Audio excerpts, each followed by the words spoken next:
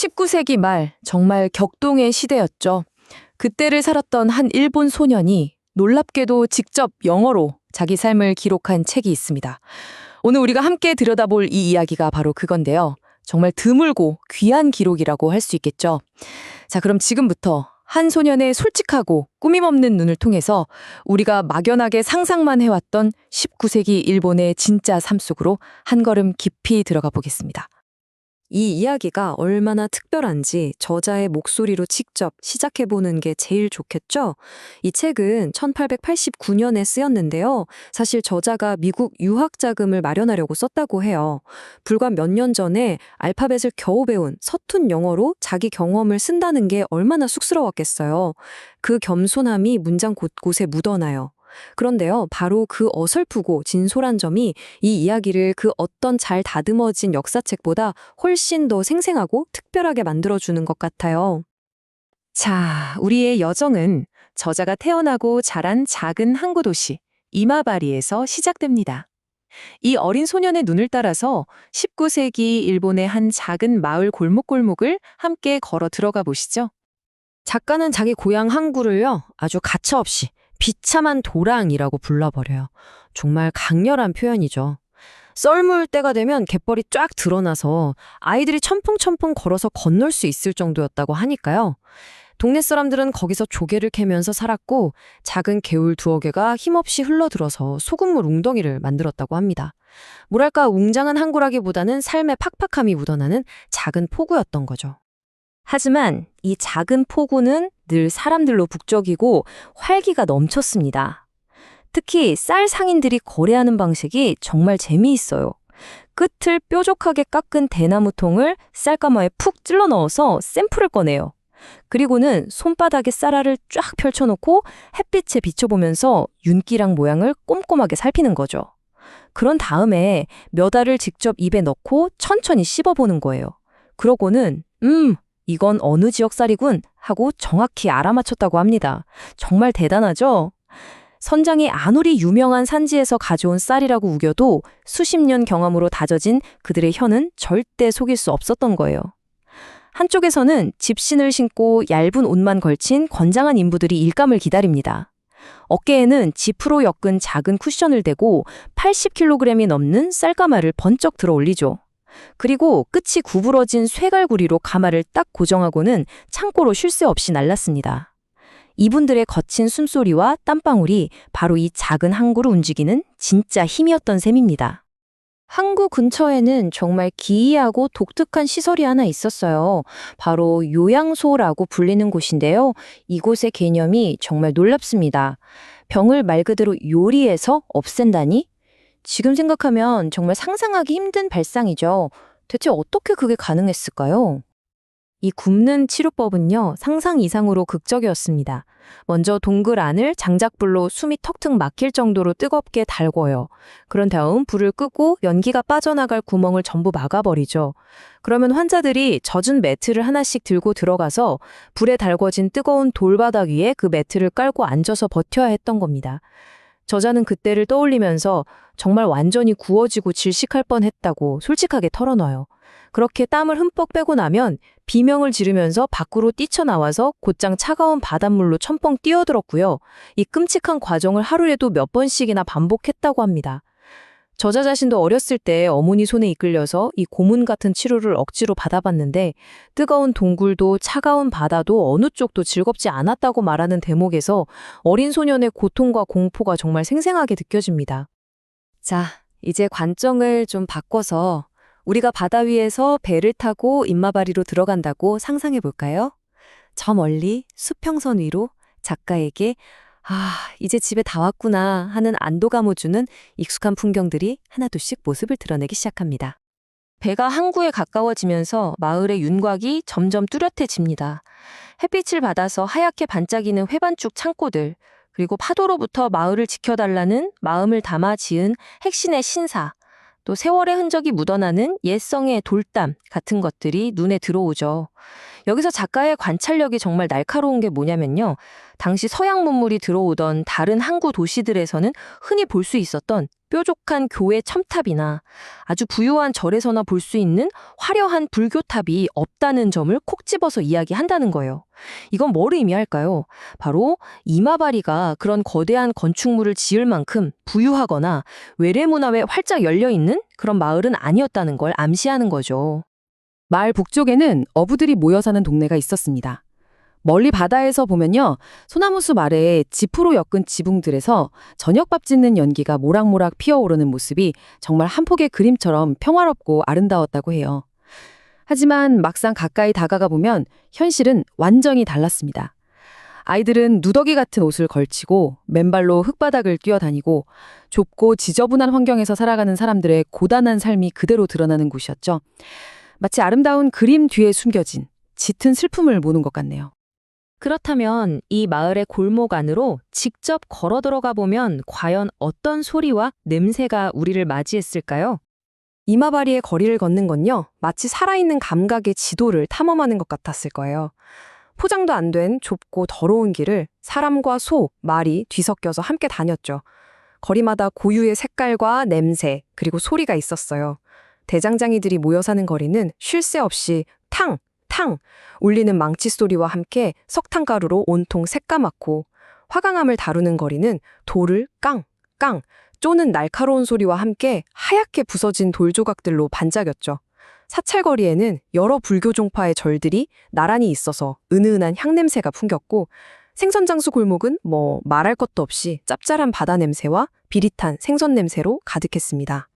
그런데 훗날 미국으로 건너간 작가가 뉴욕 거리를 보고는 평생 겪어보지 못한 어마어마한 충격을 받습니다.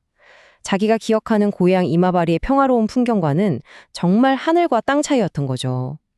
이마바리에서는 반쯤 졸면서 어슬렁어슬렁 걸어다녀도 아무런 위험이 없었지만 뉴욕에서는 매 순간 굉음을 내면서 질주하는 마차와 전차에 치일까봐 정신을 바짝 차려야 했으니까요. 작가에게는 이게 말 그대로 고요했던 과거의 세계와 시끄러운 미래의 세계가 정면으로 꽝 하고 부딪히는 경험이었을 겁니다.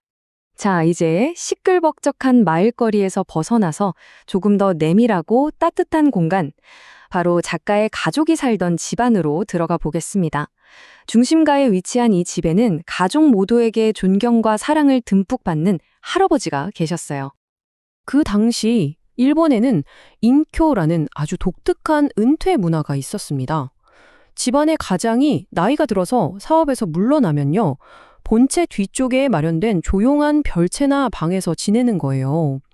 이게 그냥 늙어서 물러나는 게 아니라 평생 고생한 걸 인정받고 사회적인 책임감에서 벗어나서 남은 생을 평온하게 보내도록 배려하는 일종의 존경을 담은 아름다운 관습이었던 거죠. 작가는 할아버지를 정말 따뜻하고 다정하게 기억하고 있어요. 이 문장에서 할아버지에 대한 그리움과 존경심이 그대로 전해져 오지 않나요? 세월의 무게 때문에 허리는 굽었지만 정신만큼은 여전히 총명하셨고, 조용한 방에서 책을 읽고 생각에 잠기는 걸 즐기시던 그런 현명한 어른이셨다고 합니다. 할아버지 방의 중심, 그리고 추운 겨울날 온 가족을 하나로 모이게 하는 그 구심점은 바로 코터치였습니다. 바닥을 네모나게 파서 그 안에 숯불을 담은 화로를 넣고요. 이불이 숯불에 타지 않게 나무로 짠 틀을 올린 다음에 그 위를 커다란 이불로 덮는 방식의 난방기구예요. 말하자면 겨울철 일본 가정의 심장 같은 존재였던 거죠. 이 장면 정말 상상만 해도 마음이 따뜻해지지 않으세요? 어린 소년이 코타츠의 포근한 이불 속에 작은 발을 꼼지락거리면서 속 집어넣고 할아버지 곁에 바싹 붙어 앉아서 옛날 이야기를 해달라고 조르곤 했던 거죠. 신발을 벗고 생활하는 문화 덕분에 맨발로 이불 속 온기를 그대로 느낄 수 있었을 거예요. 할아버지의 나지막한 목소리랑 숯불의 따뜻한 온기가 가득했던 정말 소중하고 아늑한 기억의 한 조각이었을 겁니다. 그 당시 일본 사회에서 글씨를 잘 쓴다는 건요, 그냥 예쁜 글씨를 쓰는 기술 그 이상이었어요. 그 사람의 인격과 학식을 보여주는 아주 중요한 덕목으로 여겨졌습니다. 명필은 마치 위대한 화가처럼 존경을 받았죠. 이 어린 소년도 이런 문화 속에서 학문과 서예의 위신으로 숭배받는 텐진산에게 지극정성으로 기도를 올리면서 자기 붓글씨가 더 나아지기를 간절히 바랐던 겁니다. 자, 이제 작가의 기억을 따라서 그의 인생에서 가장 오래된 교육의 현장으로 가보겠습니다. 붓과 먹으로 세상의 모든 이치를 배우던 전통적인 사립학교 시절로 함께 떠나보시죠. 학교의 스승님은 우리가 흔히 상상하는 근엄한 노학자 같은 분이 아니었어요. 좀 독특한 분이었죠. 야마부시라고 불리는 깊은 산에서 고행을 하는 일종의 수행자였습니다. 그래서 불교 승려처럼 머리를 빡빡 밀지도 않았고 종교적인 기도보다는 글과 학문에 대한 열정이 훨씬 더 뜨거웠던 젊은이였다고 작가는 기억합니다. 그 시절 학생들의 책가방 속은 지금이랑은 많이 달랐습니다. 낮은 책상과 방석, 그리고 벼루와 먹, 물병과 붓이 전부였죠. 특히 연습장이 정말 인상적인데요. 가게에서 쓰다 남은 오래된 장부를 묶어서 재활용했다고 해요. 작가는 아버지가 만들어준 연습장에서 할아버지 시절의 빛바랜 빗기록 같은 걸 보곤 했는데 자기의 서툰 붓질로 그 낡은 기록들을 까맣게 덮어버리는 게 마치 과거의 금정관가를 너그럽게 없애주는 것 같아서 묘한 기분을 느꼈다고 회상합니다. 글씨를 배우는 과정은요, 정말 엄청난 인내심과 반복이 필요한 고된 수련이었어요. 먼저 선생님이 붉은 먹으로 써준 본보기를 보고 낡은 장보로 만든 연습장에 그 글씨가 손에 완벽하게 익을 때까지 수백, 수천 번을 따라 썼습니다. 하루 연습이 끝나면 먹물에 흠뻑 젖어서 축축하고 묵직해진 연습장을 밤새 부엌 바닥에 한 장 한 장 펼쳐서 말려야 했죠. 다음 날 아침이면 바싹 마른 종이 위에 또다시 연습을 하고요. 그렇게 충분한 연습을 거친 뒤에야 비로소 깨끗한 종이에 정성껏 글씨를 써서 선생님께 냈고 선생님은 붉은 먹으로 틀린 부분이나 획의 기세가 부족한 부분을 꼼꼼하게 고쳐주셨습니다. 한 글자를 제대로 익히기 위한 정성이 정말 대단했죠. 우리가 흔히 상상하는 그런 아늑한 학교의 모습과 당시의 현실은 정말 하늘과 땅 차이였습니다. 교실에는 그 어떤 난방시설도 없었고요. 바깥과 교실을 나누는 벽이라는 게 쇼지라고 불리는, 그러니까 나무 틀에 얇은 종이를 바른 미닫이문이 전부였어요. 이 연약한 종이는 아이들이 장난치면 쉽게 구멍이 났고 그 찢어진 틈으로 겨울에 찬바람이 칼날처럼 쌩쌩 파고들었습니다. 심지어 비바람이 몰아치는 날이면 낡은 목조 건물 전체가 마치 공포에 떠는 사람의 이가 부딪히듯이 덜덜덜 떨렸다고 해요.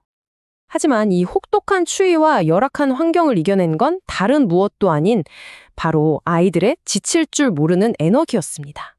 작가는 아이들이 쉴 새 없이 떠들고 웃고 때로는 서로 엉겨붙어서 싸우고 소리 지르면서 노느라 추위를 느낄 틈도 없었다고 말합니다. 이런 열악한 환경 속에서도 결코 꺼지지 않는 아이들의 활기찬 생명력이 눈앞에 생생하게 그려지는 것 같죠. 자, 이제 다시 소년의 집으로 돌아와 볼까요? 가족의 일상에서 가장 중요한 공간 중 하나인 부엌, 그리고 그곳에서 이루어지는 음식 준비와 가족 식사 문화의 세계를 좀 더 깊이 들여다보겠습니다.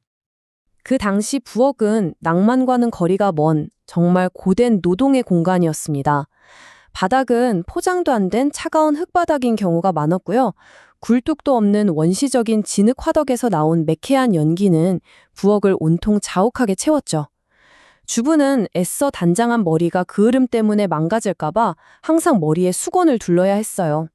불씨를 살리려고 폐가 아플 정도로 긴 대나무 통을 힘껏 불어야 했고 요리에 필요한 물은 마당에 있는 우물에서 무거운 양동이로 직접 길어와야 했습니다. 한 끼 식사를 준비하는데 정말 어마어마한 노력이 필요했다는 걸 짐작할 수 있습니다.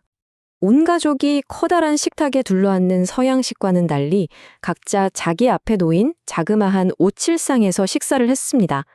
물론 의자는 없었고요. 다다미가 깔린 바닥에 무릎을 꿇거나 책상 다리를 하고 앉는 게 일반적이었죠.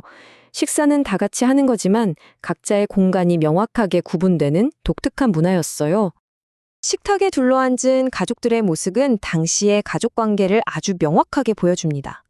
분위기 메이커인 재치 있는 남동생, 조용한 여동생, 그리고 부모님 사이에 앉은 작가.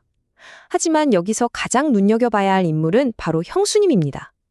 밥 짓고 반찬 만들고 각자 상 차려주고 식사가 끝나면 모든 걸 치우고 설거지하는 일, 거기다 어린아이까지 돌보는 일까지.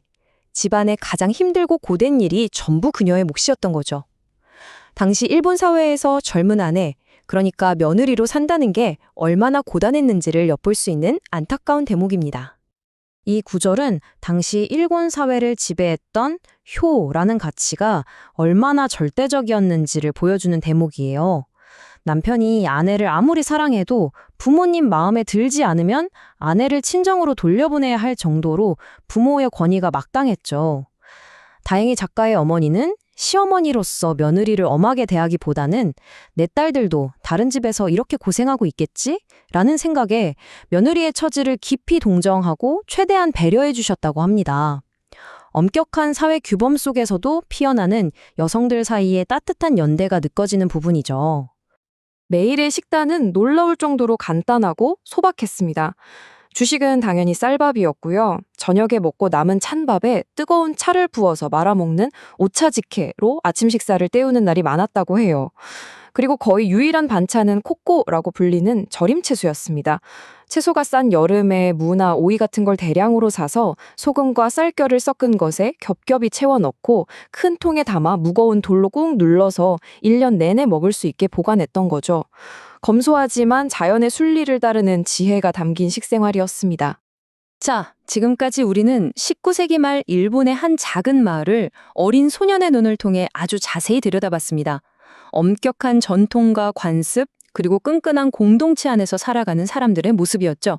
그렇다면 이렇게 수백 년간 굳건히 이뤄져 온 고요한 전통의 세계가 거대한 증기기관과 새로운 사상으로 무장한 서양이라는 거대한 물결과 정면으로 마주했을 때 과연 어떤 균열과 변화를 겪게 될까요? 그 흥미진진한 충돌의 이야기는 다음 분석에서 계속 이어가도록 하겠습니다. 오늘 우리가 함께 들여다볼 이야기는요, 시겜이라는 한 일본 소년의 세산에 관한 책입니다. 이 아이의 일상을 제대로 이해하려면 그의 하루가 시작되는 가장 중요한 공간, 바로 학교에서부터 이야기를 풀어가야 할 것 같아요. 이 소년의 세계를 차근차근 따라가 볼 텐데요. 먼저 먹냄새가 진동하던 교실로 들어가 보고요. 다음엔 연기가 자욱했던 집 부엌의 풍경도 그려볼 겁니다. 그러고 나면 아이가 친구들과 어울려 놀던 모습, 또 그 아이에게 지대한 영향을 끼쳤던 잊지 못할 스승님, 그리고 그 시절엔 당연하게 여겨졌던 혹독한 벌과 규율까지 함께 살펴보겠습니다. 자, 그럼 시계미를 따라 구식 일본 학교, 그러니까 서당 안으로 한번 들어가 볼까요? 그곳에 들어서면 가장 먼저 무엇을 느끼게 될까요? 아마 코를 찌르는 독특한 냄새, 바로 먹 냄새였을 겁니다. 왜냐하면 이 학교에서는 모든 것이, 정말 모든 것이 글씨를 쓰는 기술, 즉 서예를 중심으로 돌아갔거든요. 그럼 그 시절 학생의 책상 위는 어땠을까요? 아주 단출했습니다. 낮은 책상 하나, 꿇어앉기 위한 방석 하나, 그리고 학용품을 넣어두는 작은 궤가 전부였죠. 하지만 이 궤 안에 든 작은 상자 속에야말로 배움의 세계가 응축되어 있었습니다. 그 안에는 벼루와 먹, 작은 물병, 그리고 붓이 들어 있었죠. 말하자면 이것만 있으면 어디서든 글 공부를 할 수 있는 완벽한 휴대용 서재였던 셈입니다. 당시 학교에서의 하루는요, 그냥 책을 펴는 걸로 시작하지 않았습니다. 훨씬 더 정성스러운 과정이었죠. 하나의 의식으로 시작했다고 할 수 있어요. 한번 상상해 보세요. 먼저 벼루의 오목한 부분에 물을 조심스럽게 조금 붓습니다. 그리고 단단한 먹을 들고 그 젖은 벼루 위에서 앞뒤로 갈아내는 거죠. 물이 충분히 진한 검은색이 될 때까지요. 그런 다음에야 비로소 붓을 그 먹물에 담그고 글씨를 쓸 수 있었어요. 이건 단순히 잉크를 만드는 행위가 아니라 공부를 시작하기 전에 마음을 가다듬는 명상의 시간이기도 했습니다. 그리고 이건 정말 흥미로운 부분인데요. 학용품에 관한 이야기입니다. 그때는 세종이가 아주 귀했거든요. 그래서 아이들의 십자책, 즉 글씨 연습장은 낡은 회계장부들 재활용해서 만드는 경우가 많았다고 해요. 한번 상상해 보세요. 어떤 가게의 빚과 신용거래 내역이 빼곡히 적힌 그 종이 위에 한 어린 학생이 서툰 솜씨로 검은 먹물을 묻혀 글씨 연습을 하는 겁니다. 말 그대로 과거의 기록이 미래 세대의 교육으로 덮어쓰기 되는 거죠. 정말 인상적인 장면 아닌가요? 물론 아름다운 글씨쓰기만 배운 건 아니었습니다. 수학 공부도 해야 했죠. 그때 사용했던 게 바로 주판, 일본어로는 소로반입니다. 이걸 보고 그냥 옛날 계산기라고 생각할 수도 있지만 사실 그 이상이에요. 단순히 버튼을 누르는 게 아니라 머리와 손가락이 완벽하게 조화를 이루어야 하는 엄청난 정신적, 신체적 민첩성이 필요한 도구였죠. 또 대수학 같은 좀 더 복잡한 계산에는 흑백의 작은 막대기인 산가지를 사용하기도 했습니다. 현대적인 도구가 들어오기 훨씬 전부터 그들만의 정교한 계산 체계가 있었다는 걸 보여주는 대목이죠. 자, 그럼 학습 도구와 과목에 대해 알아봤으니 교실 자체는 어땠을까요? 편안했을까요? 전혀요. 교실 벽은 쇼지라는 것으로 만들어졌는데요. 이건 기본적으로 나무 틀에 반투명한 종이를 붙인 미닫이문 같은 겁니다. 부드러운 빛이 들어오는 건 좋았죠. 하지만 딱 거기까지였습니다. 여름에는 바람이 솔솔 들어와 시원했을지 몰라도 겨울에는요? 그 얇은 종이 한 장이 차가운 바깥바람을 전혀 막아주지 못했습니다. 아이들이 장난으로 뚫어놓은 구멍으로 황소바람이 쌩쌩 들어왔을 테니 그야말로 뼛속까지 시리는 추위였을 겁니다. 네, 그렇게 춥고 먹냄새 가득한 교실에서 하루를 보낸 시계미는 아마 손이 새까맣게 물든 채로 집으로 향했을 겁니다. 그리고 아이를 기다리는 곳은 어디였을까요? 바로 온기와 밥냄새가 피어오르는 집의 심장, 부엌이었습니다. 하지만 여기서 부엌이라고 할 때 반짝이는 현대식 주방을 떠올리시면 안 됩니다. 완전히 다른 세상이었어요. 바닥은 그냥 흙을 다져놓은 경우가 많았고요. 아궁이는 진흙으로 만든 간단한 형태였는데 굴뚝이 없었습니다. 잠시만 생각해 보세요. 굴뚝이 없다. 그럼 땔감에서 나오는 그 모든 연기가 일단 방 전체를 가득 채워서 눈을 맵게 하다가 지붕에 뚫린 작은 구멍으로 겨우 빠져나가는 구조였던 거죠. 물도 수도꼭지에서 나오는 게 아니라 뒷마당 우물에서 길어와 커다란 흙 항아리에 채워놓고 썼습니다. 심지어 비누를 쓰면 아름다운 검은 머리가 붉게 변한다는 미신 때문에 세수할 때 비누도 안 썼다고 해요. 정말 소박하고 연기 자욱하고 흙냄새 나는 그런 공간이었습니다. 이런 곳에서는 밥 짓기 같은 아주 기본적인 일조차 하나의 예술로 여겨졌습니다. 계량컵 같은 건 없었어요. 오직 경험과 직관에 의존해야 했죠. 핵심은 딱 맞는 물의 양을 아는 것이었습니다. 너무 많지도 너무 적지도 않은 황금 비율. 이건 결혼을 앞둔 젊은 여성이라면 반드시 익혀야 할 아주 중요한 기술이었어요. 만약 밥이 질거나 되면 그건 전적으로 며느리의 실책으로 여겨졌으니까요. 이들의 식단에서 특히 식량이 부족한 시기를 나기 위해 절대적으로 중요했던 것이 바로 고코였습니다. 일본식 절임 음식을 통틀어 부르는 말인데요. 무나 순무 같은 채소들을 저장해서 1년 내내 먹을 수 있도록 만든 음식이죠. 이건 단순한 반찬이 아니라 그야말로 가족의 식량 안보를 책임지는 기본 식료품이었고 이걸 만드는 건 아주 큰 연례 행사였습니다. 고코를 만드는 과정은 며칠에 걸친 대장정이었습니다. 그 시절 가정을 꾸려나가기 위해 얼마나 많은 노동과 계획이 필요했는지를 잘 보여주죠. 먼저 채소가 제철이라 값이 쌀 때 엄청난 양을 사들입니다. 그리고 며칠 동안 그걸 다 씻어서 지붕이나 울타리에 널어 햇볕에 말리죠. 꾸덕꾸덕하게 마르면 커다란 나무통에 소금, 쌀겨와 함께 켜켜이 쌓아요. 그리고 마지막으로 무거운 맷돌 같은 걸 위에 올려서 남은 수분을 완전히 짜냅니다. 그러면 채소가 짭짤하고 톡 쏘는 즙에 잠겨서 몇 달이고 보존되는 거죠. 온 가족이 동원되는 큰일이었습니다. 저녁 식사를 하는 방식도 우리가 생각하는 것과는 사뭇 달랐습니다. 온 가족이 커다란 식탁에 둘러앉는 모습이 아니었어요. 대신 각자 마룻바닥에 무릎을 꿇고 앉으면 자기 앞에 작은 개인상, 즉 젠을 받았습니다. 그러니까 한 공간에 다 같이 모여 식사를 하긴 하지만 경험 자체는 굉장히 개인적이었던 거죠. 음식을 둘러싼 가족 관계가 지금과는 달랐다는 걸 보여주는 아주 흥미로운 지점입니다. 하지만 아이들의 삶이 추운 교실에서의 공부와 연기자욱한 부엌에서의 일로만 채워져 있었던 건 물론 아닙니다. 오후는 신나게 노는 시간이었죠. 그리고 바로 이 시기, 아이들이 한창 놀이에 빠져 있을 무렵 시계미의 교육 환경에 아주 거대한 변화의 바람이 불어오기 시작합니다.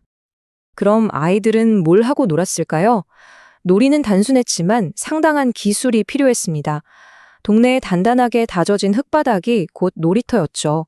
뾰족한 쇠막대기를 부드러운 흙에 던져서 상대방 막대기를 쓰러뜨리는 놀이를 하기도 하고 그림이 그려진 나무패를 땅에 그린 삼각형 안에 던져 넣는 놀이도 했습니다. 이걸 벽에 던져서 특정 구역 안에 떨어진 것만 가져가는 벽치기 같은 변형 놀이도 있었고요. 물론 숨바꼭질 같은 고전적인 놀이도 빼놓을 수 없었죠. 전부 조준 실력과 전략이 중요한 게임들이었습니다. 바로 이 지점이 이 이야기에서 정말 중요한 부분입니다. 시게미 세대는 말 그대로 두 시대의 교차점에 서 있었어요. 한쪽 발은 글씨 쓰기와 한문 고전 암기 위주의 구식 교육에, 다른 한쪽 발은 막 도입되기 시작한 새로운 서양식 학교 교육에 담그고 있었던 거죠.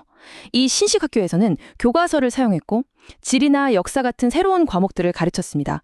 암기보다는 다른 방식으로요. 한 교육 시대가 저물고 새로운 시대가 막 시작되는 그 거대한 전환을 이 아이들은 몸소 겪어낸 겁니다.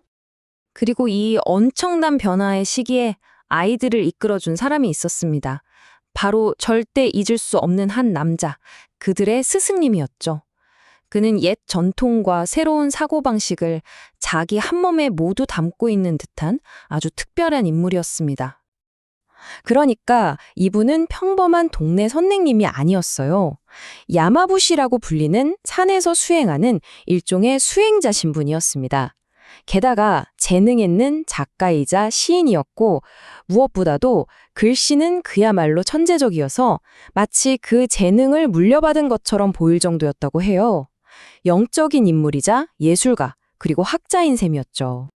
하지만 아마도 그의 가장 큰 재능, 아이들이 가장 잊지 못했던 것은 바로 그의 이야기꾼으로서의 능력이었을 겁니다.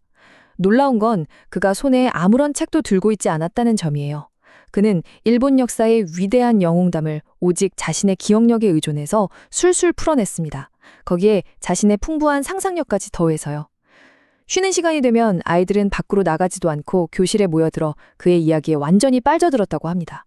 목소리 하나만으로 학교 전체를 사로잡을 수 있었던 거죠. 하지만, 그리고 이건 정말 중요한 하지만입니다.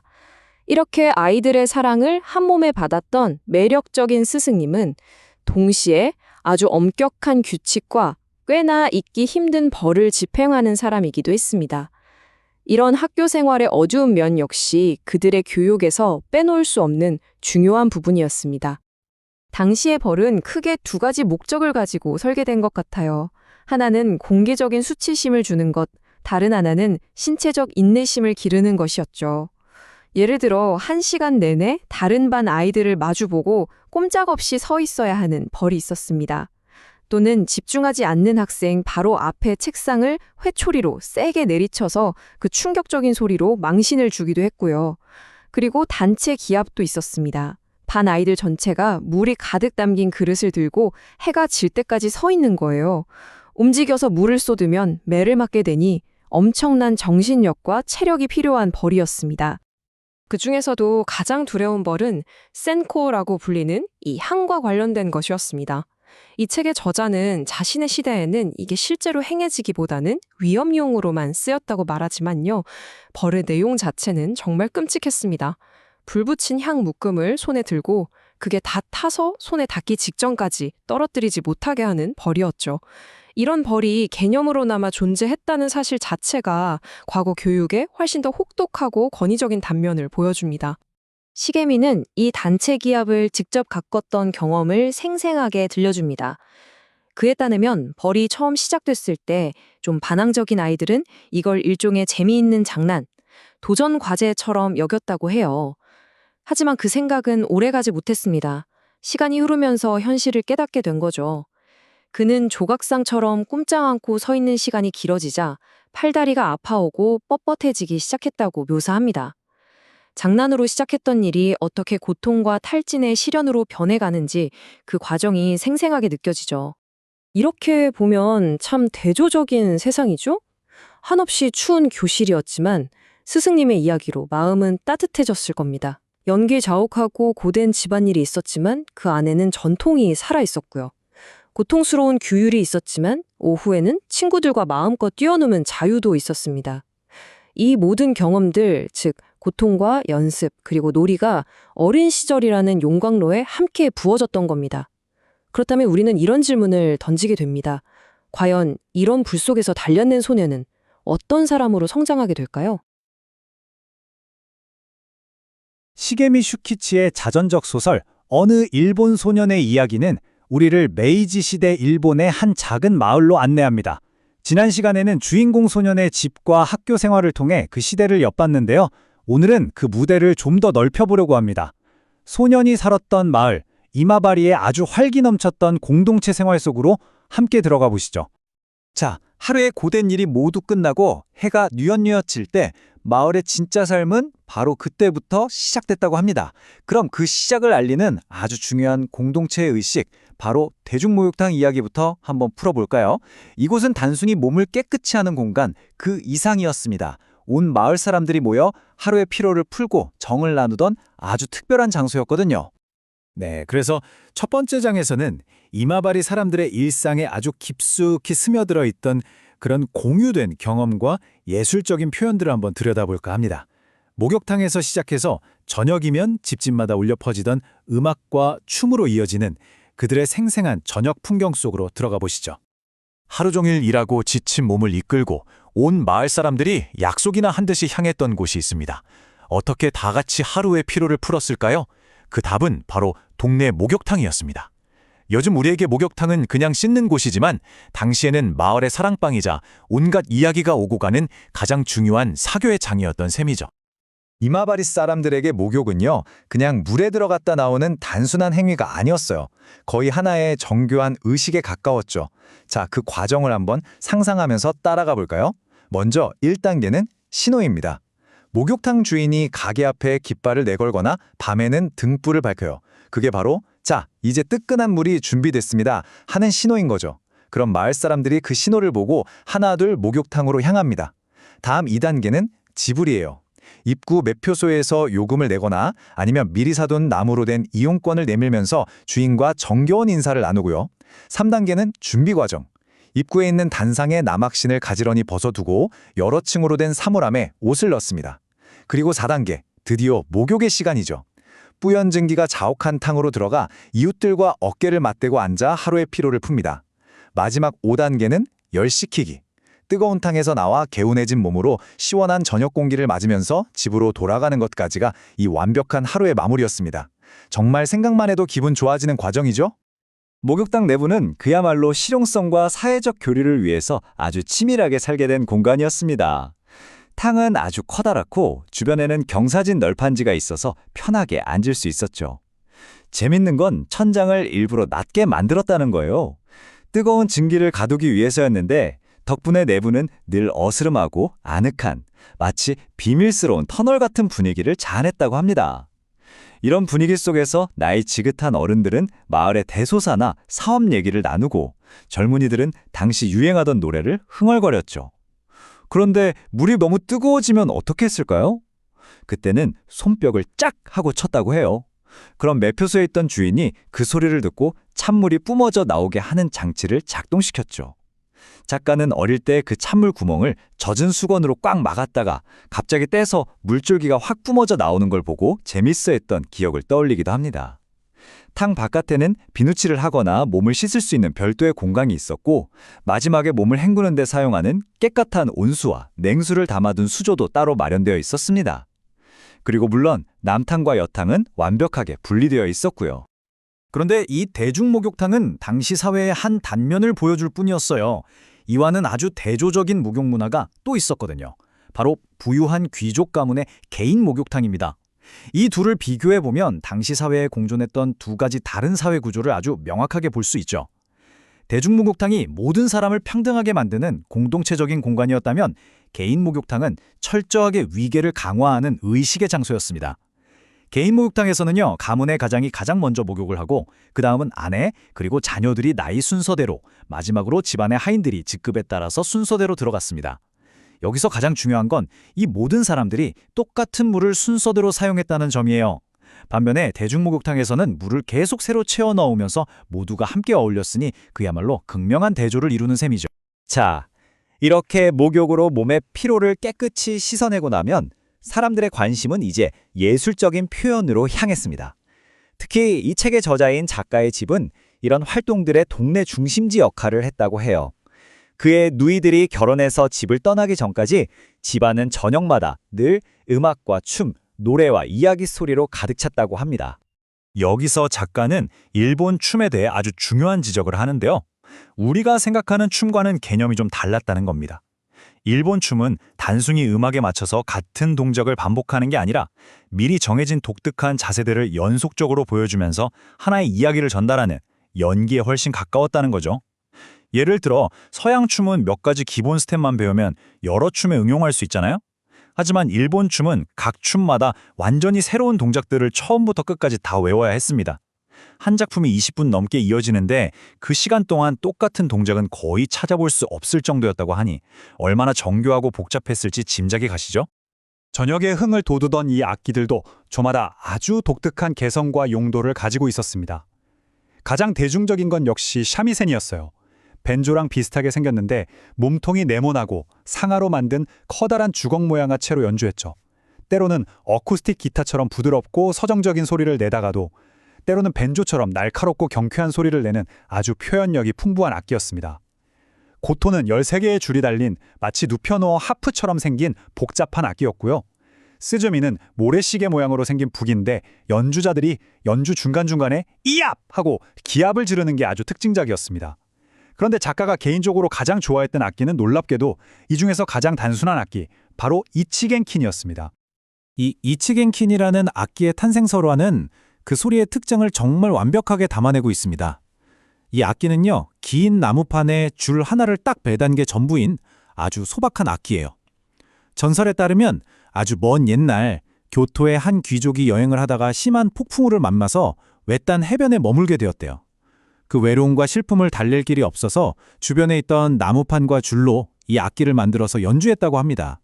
그래서인지 이치겐킨의 소리는 낮고 단순하면서도 감미롭고 어딘가 모르게 구슬픈 느낌을 준다고 해요. 작가는 그래서 조용한 비 오는 밤에 이 악기 소리를 듣는 걸 더없이 좋아했다고 해상합니다.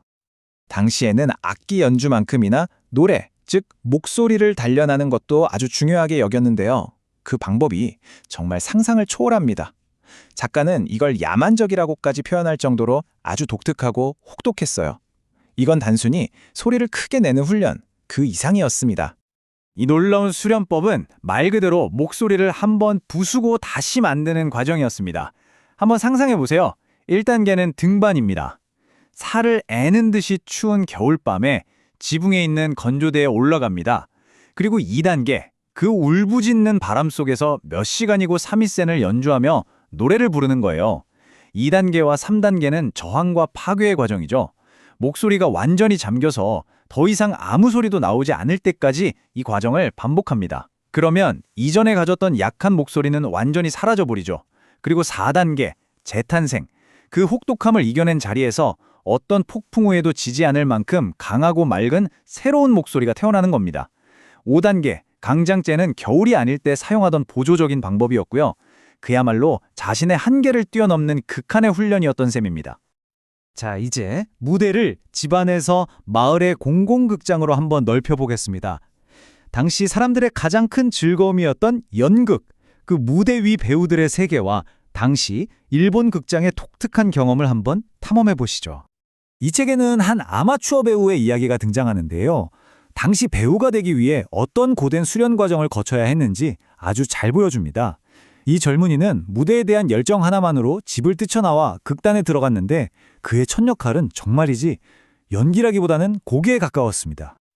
그러니까 아무리 아마추어 배우라고 해도요, 무대에 서기까지는 정말 혹독한 신체 훈련과 점진적인 단계를 거쳐야 했습니다. 이 청년의 첫 역할은 뭐였냐면 주인공 영웅의 강력함을 돋보이게 하기 위한 배경, 바로 폭도 중 한 명이었습니다. 주인공이 손만 까딱해도 으악 하면서 공중제비를 넘어야 했죠. 수많은 폭도들이 한 명의 영웅 주위에서 일제히 공중제비를 도는 모습은 그야말로 장관이었다고 합니다.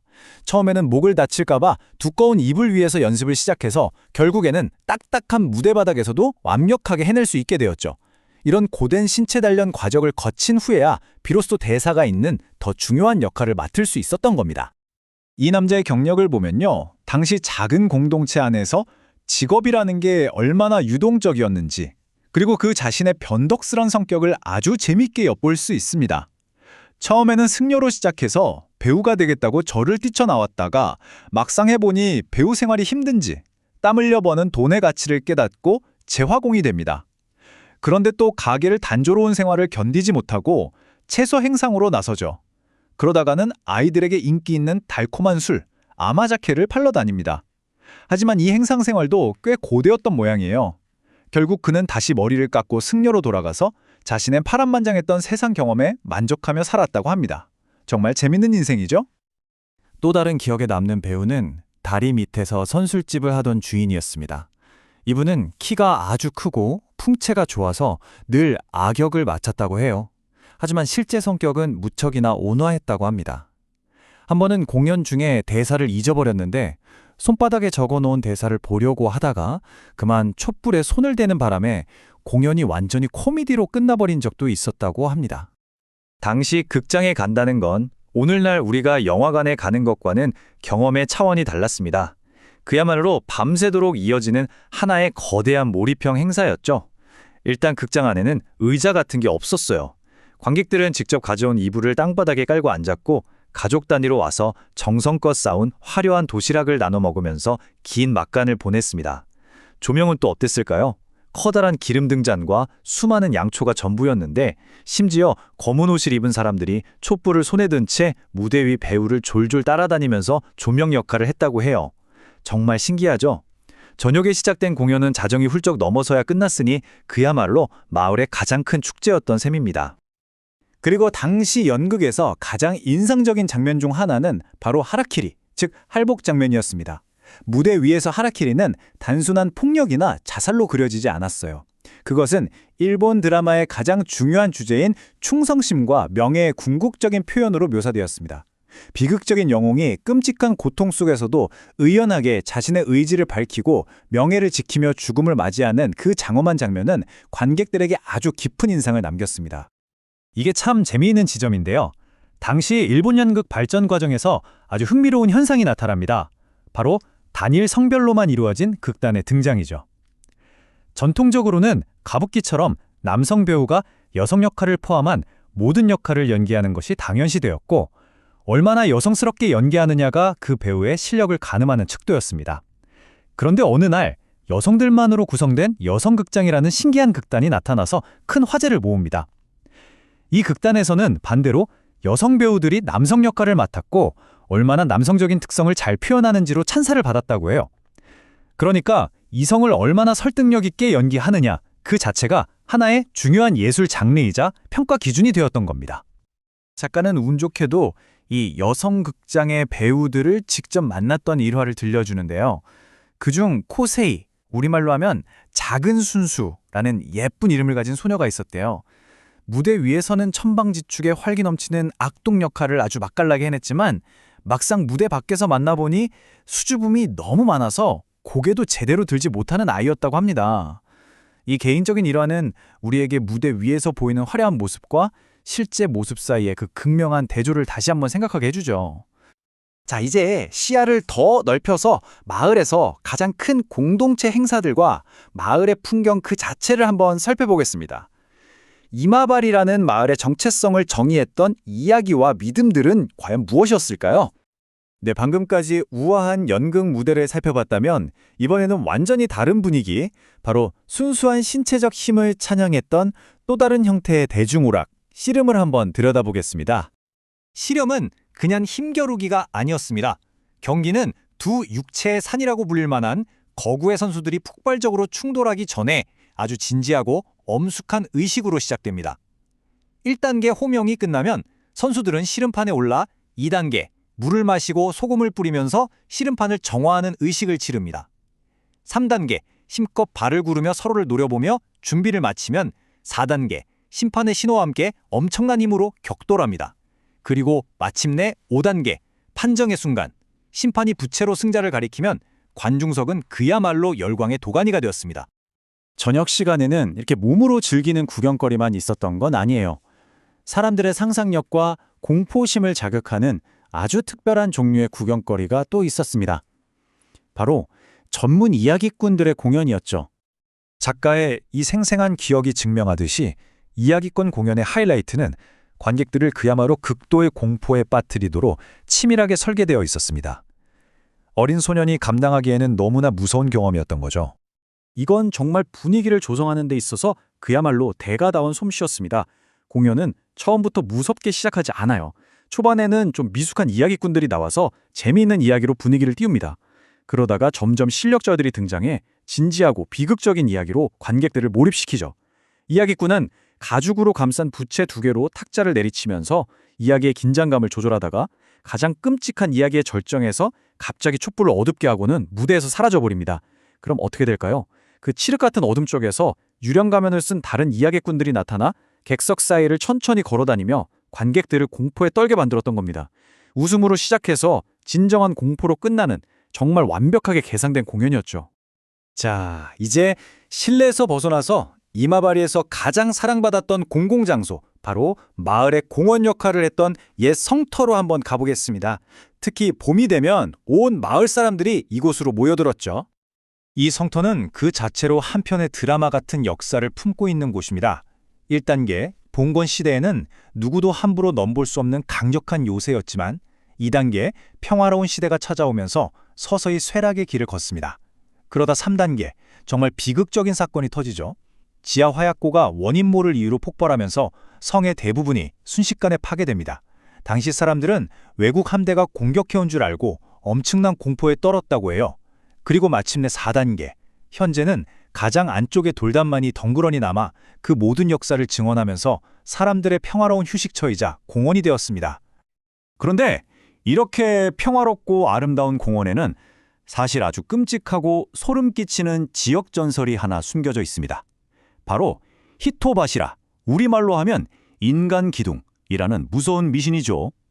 아주 먼 옛날 커다란 건축물의 견고함을 위해서 사람을 제물로 바쳐서 기초에 묻었다는 믿음입니다.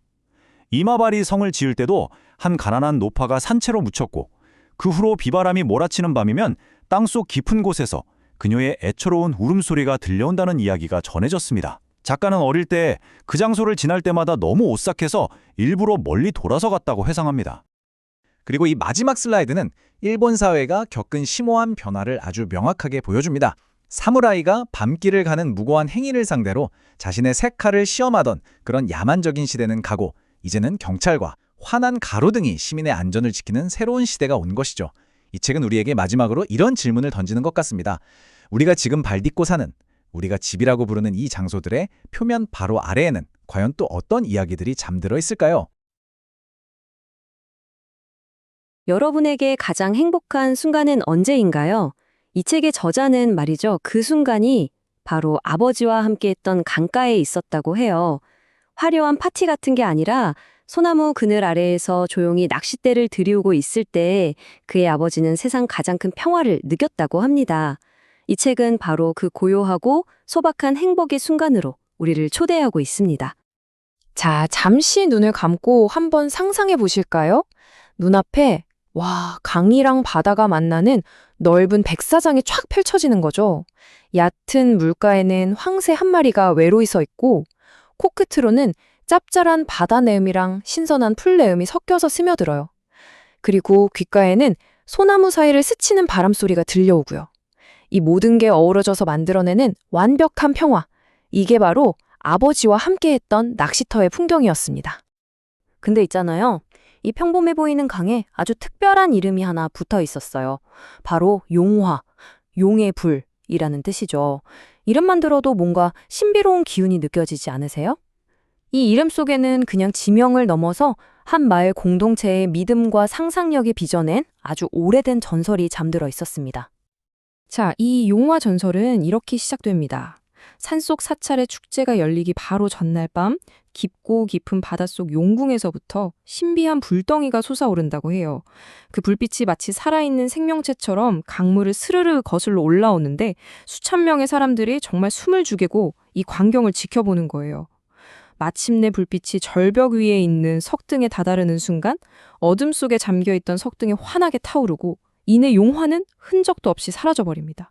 이건 과학으로는 도저히 설명할 수 없는 오직 믿음만이 만들어낼 수 있는 그런 경이로운 기적의 이야기인 거죠. 자, 보세요. 강을 둘러싼 사람들의 믿음이 이렇게나 신비로운 전설을 만들어냈잖아요. 그렇다면 한 개인의 아주 깊고 간절한 믿음은 또 어떤 기적을 낳을 수 있을까요? 이제 이야기는 강가에서 마을로, 그리고 한 독실한 노부인의 삶 속으로 깊숙이 들어갑니다. 그녀의 믿음이 만들어낸 경험은요, 이 용화 전설 못지않게 정말 놀랍습니다. 이야기의 주인공인 이 노부인이 평생을 의지했던 존재가 바로 관음보살이었습니다. 그녀는 지방 가장 깊숙한 곳에 금박으로 된 사당을 모셔두고 매일같이 기도를 올렸다고 해요. 자비의 여신인 관음보살은 온화한 미소를 짓고 있거나 때로는 수많은 팔을 가진 모습으로 표현되잖아요. 그 팔 하나하나가 고통받는 사람들을 향한 구원의 손길을 의미하니까 노부인에게는 정말 삶의 모든 걸 기댈 수 있는 유일한 희망이었을 겁니다. 그녀의 순례 여정은요, 말 그대로 믿음에 대한 거대한 시험과도 같았어요. 먼저 1단계, 나이 든 신자들과 함께 출발을 하죠. 근데 2단계, 험준한 산속에서 그만 길을 잃고 맙니다. 해는 져서 사방은 칠흑 같은 어둠에 잠기고요. 3단계, 바로 그 절망의 순간 기적처럼 작은 오두막 하나가 나타납니다. 심지어 안에는 온기가 남은 불씨랑 허기를 채울 사슴고기까지 있었죠. 4단계, 밖에서는 늑대 울음소리가 쉴 새 없이 들려왔지만 그들은 밤새 기도를 올리면서 서로를 의지합니다. 그리고 5단계, 동이 틀 무렵 신비로운 노인 한 분이 나타나서 말없이 절로 가는 길을 가리키고는 안개 속으로 사라져버려요. 그리고 6단계, 마침내 절에 무사히 도착한 노부인에게 이 모든 여정은 의심할 여지 없는 관음보살의 자비, 바로 그 자체였습니다. 근데 참 아이러니하죠. 길을 잃은 순례자들의 마음이 절망으로 까맣게 타들어갈 때 하늘은 역설적이게도 생애 가장 장엄한 풍경을 눈앞에 펼쳐 보였거든요. 하늘이 마치 살아있는 석탄 같고 녹아내리는 황금 같고 떠다니는 호박섬 같았다고 해요. 어쩌면 그들의 눈에는 이 숭고한 아름다움이 곧 다가올 죽음의 모습처럼 보였을지도 모르겠습니다. 그저 넋을 잃고 바라볼 수밖에 없는 그런 압도적인 순간이었죠. 그런데 우리의 기억 속에 이렇게 숭고하고 신비로운 순간만 있는 건 아니잖아요. 그쵸? 때로는 정말 아주 현실적이고 살갗에 새겨진 것처럼 생생한 고통의 기억도 존재하죠. 이제 이야기는 한 어린아이의 세계로 들어가서 그가 겪어야만 했던 끔찍한 두려움의 순간을 마주해 봅니다. 자, 야이토. 이게 뭘까요? 바로 뜸을 의미합니다. 우리에게도 익숙하죠? 몸의 특정 혈자리를 자극해서 병을 예방하고 치료한다고 믿었던 일본의 전통 민간요법이에요. 말린 쑥을 작은 원뿔 모양으로 빚어서 맨살 위에 올리고 향으로 불을 붙이는 방식이었습니다. 물론 아이의 건강을 바라는 마음에서 비롯된 거였지만 그 과정은 결코 평화롭지 않았습니다. 소년에게 야이토는요, 이건 사랑이 아니었어요. 그냥 공포 그 자체였죠. 낌새만 보이면 저녁 때까지 숨어 다녔지만 결국 아버지한테 붙들려서 꼼짝없이 눕혀지는 거예요. 그리고 어머니가 등에 타는 쑥을 올리는 그 순간, 살이 타는 듯한 고통이 온몸을 꿰뚫는 거죠. 울부짖어도 소용없었고 시술이 끝나면 고통스러운 물집만이 남았습니다. 그런데 참 아이러니하게도 한 번은 충혈된 눈이 이 끔찍한 뜸 한 번으로 기적처럼 낫기도 했다고 해요. 이것은 아이를 위한 부모의 절박한, 하지만 너무나도 고통스러운 사랑의 방식이었던 겁니다.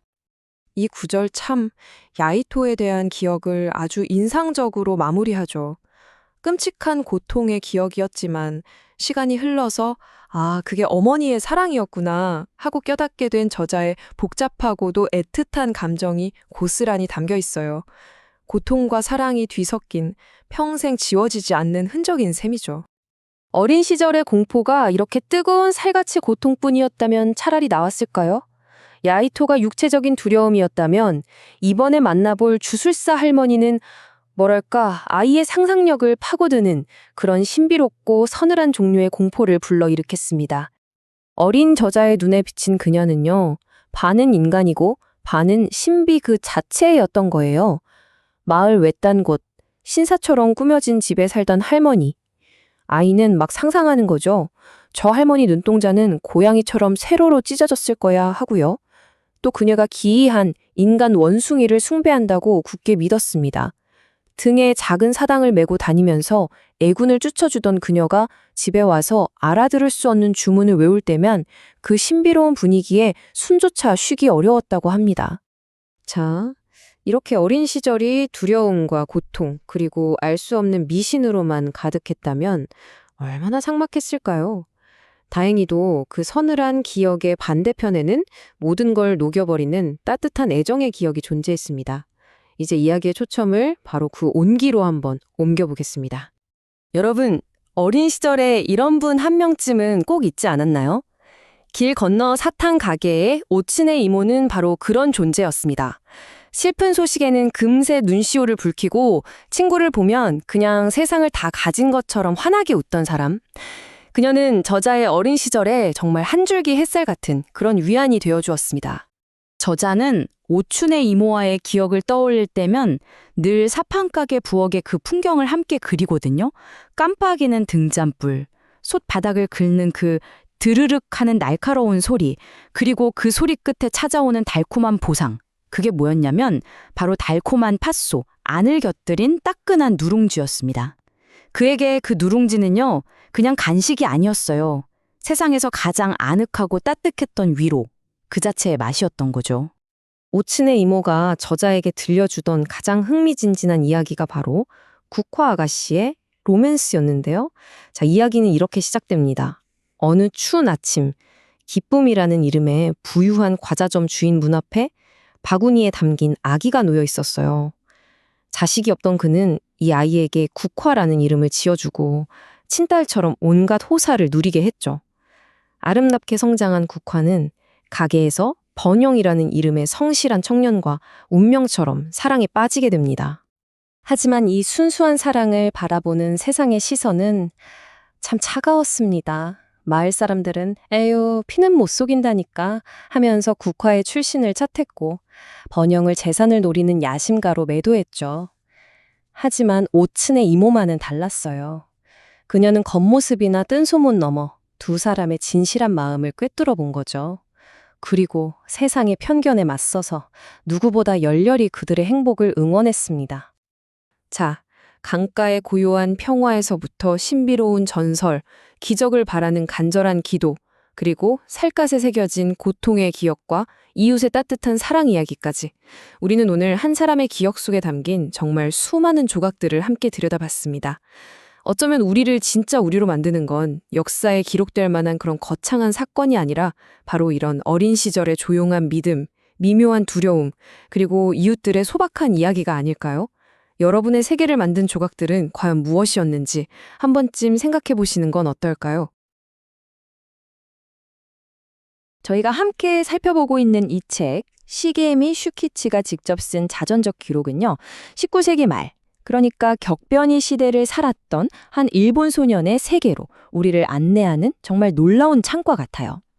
이 책을 통해서 우리는 그의 눈으로 본 일상, 또 그 시대의 문화, 그리고 한 마을 공동체의 생생한 모습까지 엿볼 수 있습니다.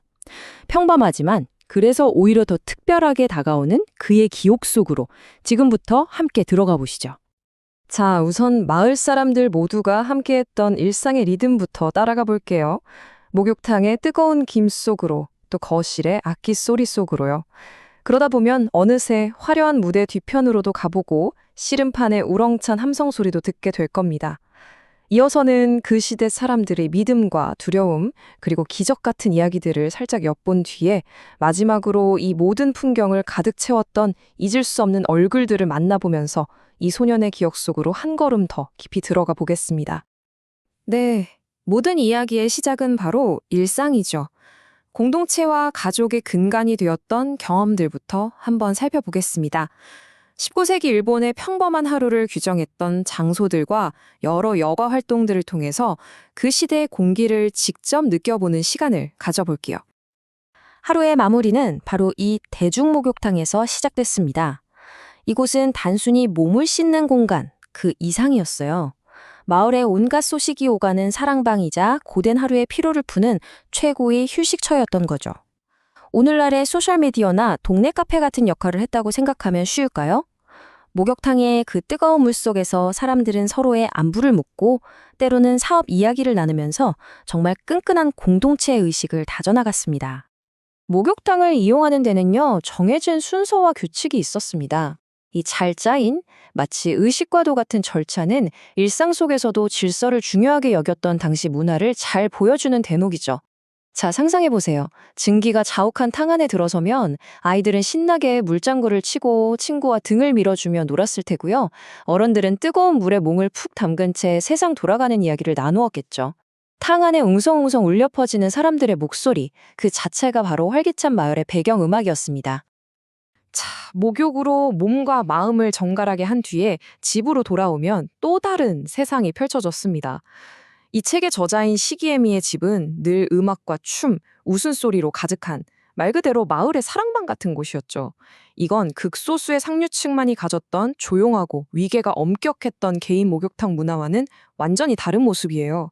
서민들의 활기 넘치는 삶의 단면을 그대로 보여주는 거죠. 저녁의 여러 여흥 중 하나였던 춤에 대한 교사는 동서양의 문화적 차이를 아주 극명하게 보여줘서 흥미롭습니다. 파트너와 함께 사교를 즐기는 서양 춤과는 달리 당시 일본의 전통 춤은요, 한편의 연극처럼 우아한 자세와 몸짓으로 이야기를 전달하는 예술에 가까웠어요. 그래서 새로운 춤을 배운다는 건 단순히 스텝 몇 개를 익히는 게 아니라 하나의 완전한 공연을 마스터하는 것과 같은 아주 고된 수련의 과정이었습니다. 이러한 저녁 시간의 흥겨운 분위기는 바로 다양한 전통 악기들이 만들어냈습니다. 가장 대중적인 악기였던 샤미센의 경쾌한 소리부터 단 하나의 현으로 깊고 감미로운 소리를 내는 이치겐킨의 명상적인 선율까지, 음악은 그야말로 가족과 이웃을 하나로 끈끈하게 묶어주는 아주 중요한 매개체였던 셈입니다. 특히 목소리 훈련에 대한 묘사는 정말 인상 깊은데요. 예술에 대한 그들의 경외심과 엄청난 집념을 느끼게 합니다.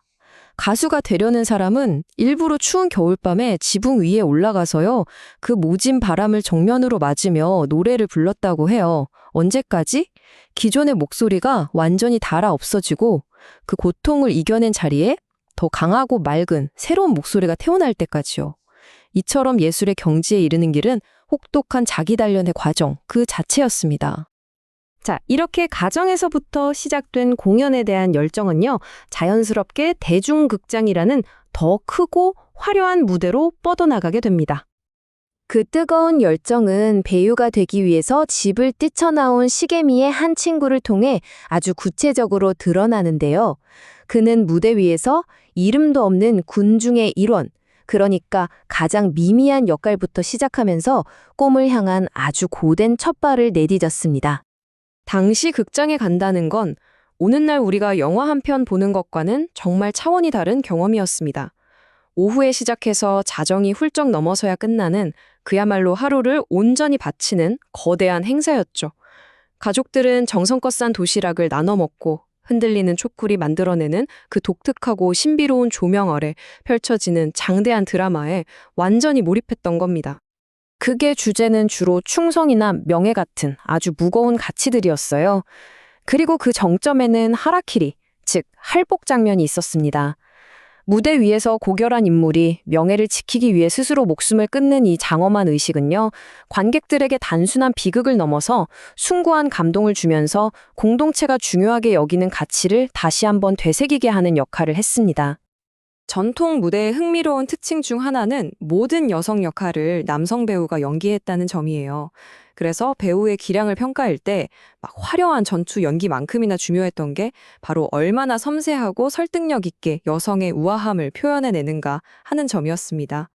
이 오랜 전통은 여성 극장의 등장으로 완전히 뒤집힙니다.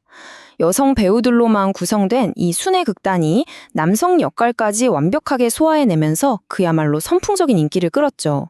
이건 당시 사회에 아주 신선한 충격을 주면서 성 역할에 대한 고정관념의 작은 균열을 내는 계기가 되기도 했습니다. 시게미의 가족이 이 여배우들을 집으로 초대한 뒤에 함께 나눈 식사 메뉴를 보면 소박하지만 정갈한 당시의 음식을 엿볼 수 있습니다. 달콤한 팥죽인 시루코부터 소바와 우동까지 대단히 화려하진 않지만 재료 본연의 맛을 잘 살린 음식들이 고된 공연을 마친 이들에게는 정말 따뜻한 위로가 되어 주었을 겁니다. 자, 이제 극장 밖으로 한번 나가볼까요? 극장 밖 사람들의 삶은 장대한 구경거리와 자연 속에서 즐기는 소중한 나들이로 가득 채워져 있었습니다. 마을 최고의 인기 스포츠는 뭐니 해도 단연 스모였습니다. 이건 단순히 힘과 힘이 맞부딪히는 경기를 넘어서 신성한 의식과 관중의 열광적인 함성이 어우러진 한편의 드라마였죠. 거대한 두 거인이 흙먼지를 일으키면서 격돌하는 모습은 그 자체만으로도 정말 압도적인 볼거리였습니다. 여기서 중요한 점은 이게 단순한 스포츠가 아니었다는 겁니다. 경기에 앞서서 소금을 뿌려 씨름판을 정화하는 것부터 승리가 결정되는 그 순간 관중들이 선물과 돈을 던지며 환호하는 모습까지. 스모는 신에게 풍요를 기원하는 종교적 의식이자 마을 전체가 함께 즐기는 거대한 축제였던 거죠. 스모의 그 뜨거운 열기가 가시고 나면 봄은 좀 더 온화하고 서정적인 공동체 활동을 선물했습니다. 바로 벚꽃의 그 덧없는 아름다움을 만끽하기 위해서 다 함께 떠나는 봄 소풍이었죠. 저자가 묘사하는 풍경은 정말 한 폭의 그림 같습니다. 사람들은 만개한 벚꽃나무 아래에 둘러앉아서 음식을 나누고 흩날리는 꽃잎이 술잔에 스르르 내려앉으면 즉흥적으로 시를 읊으며 자연과 하나가 되는 시간을 가졌습니다. 짧기에 더 아름다운 순간을 함께 즐기는 것. 그것이 바로 그들이 삶의 풍요를 느끼는 방식이었습니다. 마을의 중심에는 언제나 오래된 성터가 자리 잡고 있었습니다. 한때는 그 누구도 넘볼 수 없었던 견고한 요새였지만 시대가 변하면서 주인을 잃고 폐허가 되어버린 곳이죠. 성을 지키기 위해 사람을 제물로 바쳤다는 어두운 전설과 어느 날 아침 갑작스러운 폭발로 사라져버린 비극적인 역사를 품은 이 장소는 마을 사람들에게 과거의 영광과 상실을 동시에 상기시키는 아주 상징적인 공간이었습니다. 자, 이제 시선을 밖에서 안으로 한번 돌려보겠습니다. 그들의 내면 세계를 들여다볼 차례인데요. 과학이 모든 것을 설명해주지 못했던 시절, 사람들이 의지했던 믿음과 민간 욕법, 그리고 그들이 마주해야 했던 두려움에 대한 이야기입니다. 시게미의 어린 시절 가장 큰 공포는 바로 야이토, 즉 뜸이었습니다. 타는 쑥을 피부에 직접 올려놓아서 그 열로 병을 치료하는 일종의 열 치료법이었죠. 살이 타는 듯한 고통을 감내해야 했지만 병을 이겨내기 위해서 기꺼이 그 고통을 받아들였던 당시 사람들의 절박함과 인내심을 엿볼 수 있는 대목입니다. 뜸과 같은 이런 물리적인 치료법과 아주 극명한 대조를 이루는 것이 바로 무당할머니로 대표되는 영적인 치유였습니다. 사람들은 눈에 보이지 않는 힘이 자신들의 삶에 영향을 미친다고 굳게 믿었고 도무지 이해할 수 없는 불행이 닥쳤을 때 그녀를 찾아가서 영혼의 세계와 소통하면서 위안과 해답을 구하려고 했습니다. 하지만 때로는 믿음이 절망적인 상황 속에서 가장 강력한 희망의 빛이 되기도 했습니다. 저자의 이웃이었던 한 신앙심 깊은 노부인이 겪었던 정말 놀라운 모함이 바로 그 증거가 될 수 있겠네요. 동료 순례자들과 함께 깊은 산속에서 길을 잃고 꼼짝없이 밤을 맞게 된 순간 죽음의 공포가 그들을 덮쳤습니다. 그런데 바로 그때 눈앞에 펼쳐진 장엄한 석양의 아름다움에 너무나 압도된 나머지 잠시나마 그 절망을 잊을 수 있었다고 합니다. 모든 희망이 사라졌다고 생각한 바로 그 순간 그들은 기적처럼 버려진 사냥꾼의 오두막을 발견합니다. 세상에 심지어 그 안에는 따뜻한 불씨와 굶주림을 면하게 해줄 사슴고기까지 남아있었죠. 그들은 이 모든 것이 자신들이 믿는 여신이 베푼 자비라고 확신할 수밖에 없었습니다. 기적은 여기서 끝나지 않았습니다. 동이틀 무렵 호련히 나타난 한 노인이 그들에게 마을로 내려가는 길을 알려주고는 마치 안개 속으로 스며들듯 사라져버렸습니다. 이 신비로운 경험은 그들의 믿음을 더욱 굳건하게 만들었고 마을로 돌아와 사람들에게 기적의 증거로서 오랫동안 회자되었습니다. 자, 이제 한 마을의 진짜 심장이라고 할 수 있는 사람들을 만나보겠습니다. 그들의 소박한 친절과 독특한 개성, 그리고 삶의 이야기가 과연 어떻게 한 소년의 어린 시절을 풍요롭게 채웠는지 한번 들어보시죠. 소년의 기억 속에 가장 따뜻하게 남아있는 사람은 바로 길 건너 사탕 가게의 가정부 오춘의 아주머니입니다. 그녀는 어린 시계미에게 언제나 다정했고 몰래 달콤한 사탕을 양손에 듬뿍 쥐어주며 순수한 사랑을 베풀었죠.